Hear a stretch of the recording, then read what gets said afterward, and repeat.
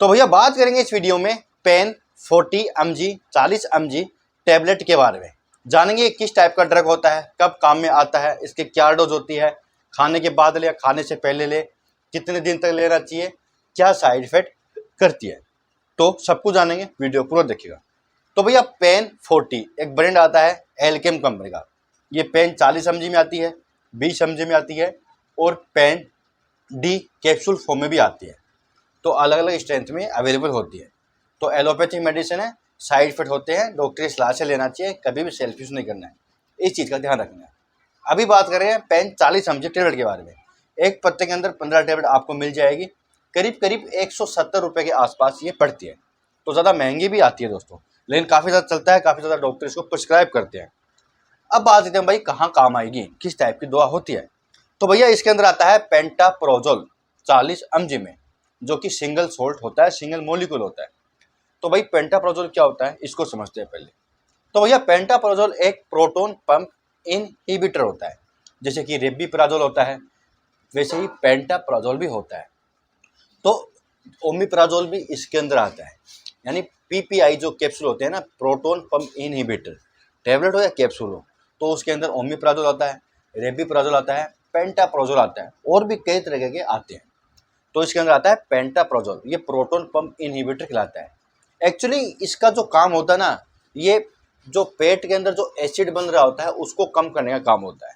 अगर कोई व्यक्ति है, चाहे महिला हो चाहे पुरुष हो, पेट में एसिड रिफ्लेक्स की प्रॉब्लम है, यानी एसिड ज़्यादा बन रहा है, तो वहाँ पर उस एसिड के लेवल को कंट्रोल करता है और ज़्यादा बना हुआ एसिड को कम करता है और ज़्यादा एसिड बनने से रोकता है। तो उसको कहते हैं प्रोटॉन पंप इनहिबिटर। रिफ्लेक्स को रोकता है, एसिड को ऊपर आने से रोकता है, इसको कहते हैं एसिड रिफ्लेक्स होना, यानी गले तक एसिड आ जाना। कई बार होता है ना, अपन खाना पीना खाते हैं तो एसिड बढ़ जाता है, तो डकार के कारण जलन होती है, यहाँ पर गले तक एसिड आ जाता है, जो डकार होती है वो गले तक आ जाती है। तो इसका मतलब एसिड लेवल ज़्यादा है, जिसके कारण आपको रिफ्लेक्स हो रहा है, यानी वापस आ रहा है, खाया पिया वापस आ रहा है जलन के थ्रू। तो नुकसानदायक होता है, आंत के अंदर छाले हो सकते हैं और आंत खराब भी हो सकती है। तो ज़्यादा एसिड बनना ठीक नहीं होता। अगर आपको बार बार में प्रॉब्लम रहती है तो आप डॉक्टर की सलाह से इसका यूज कर सकते हैं। दूसरी दोस्तों प्रॉब्लम में काम आता है हार्ट बर्न होना, जलन होना। ज़्यादा एसिड बनने से पेट में गैस होगी, गैस के कारण आपके जलन होगी, आपका सीने के अंदर जलन होगी, काफ़ी ज़्यादा खतरनाक प्रॉब्लम होती है। ज़्यादा बन जाए तो सीने में दर्द भी आ सकता है, तो हार्ट बर्न की प्रॉब्लम भी चलता है।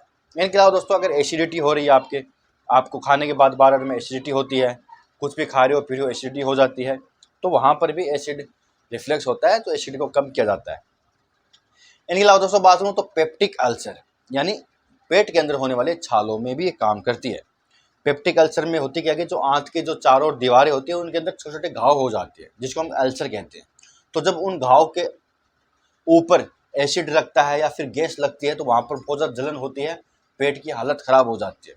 तो पेप्टिक अल्सर की प्रॉब्लम में भी ये काम करता है, जैसे कि जो पेट के अंदर छाले हैं उनमें भी ये आराम मिलती है। इनके अलावा दोस्तों पेट के अंदर बनने वाली गैस को भी बाहर निकालती है, उनके बुलबुले को भी बाहर निकालती है। तो गैस्ट्रिक की प्रॉब्लम में काम आती है, एसिड से जुड़ी प्रॉब्लम में काम आती है। अब आते हैं भाई इसकी डोज क्या रखें, खाने से पहले लें या खाने के बाद लें। तो दोस्तों ये खाने से 1 घंटे पहले, ज़्यादातर क्या है कि सुबह सबसे बेस्ट होती है, जब आप ब्रेकफास्ट करते हो उसे 1 घंटे पहले ये ली जाएगी, खाली पेट ली जाएगी, खाने से 1 घंटे पहले ली जाएगी। और आप इसका कंटिन्यू यूज कर सकते हैं 1 वीक या 2 वीक या 1 मंथ, थोड़ी लगातार चल सकती है और कभी कभार होने पर भी ली जा सकती है। तो अपने डॉक्टर के अकॉर्डिंग लेना है उन्होंने किस तरह से दी है।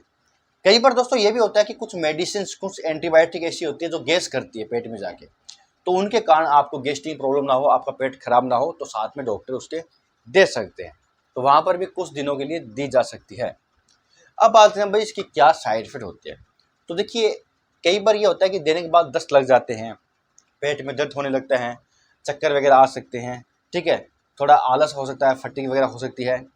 इनके अलावा भी कई साइड इफेक्ट, हेडेक होना, तो कई तरह के साइड इफेक्ट कर सकती है। ज़्यादा साइड इफेक्ट हो जाए तो डॉक्टर को बताना चाहिए, और अगर आपको कोई दिक्कत हो रहा है लेने के बाद भी तो डॉक्टर को बताना चाहिए।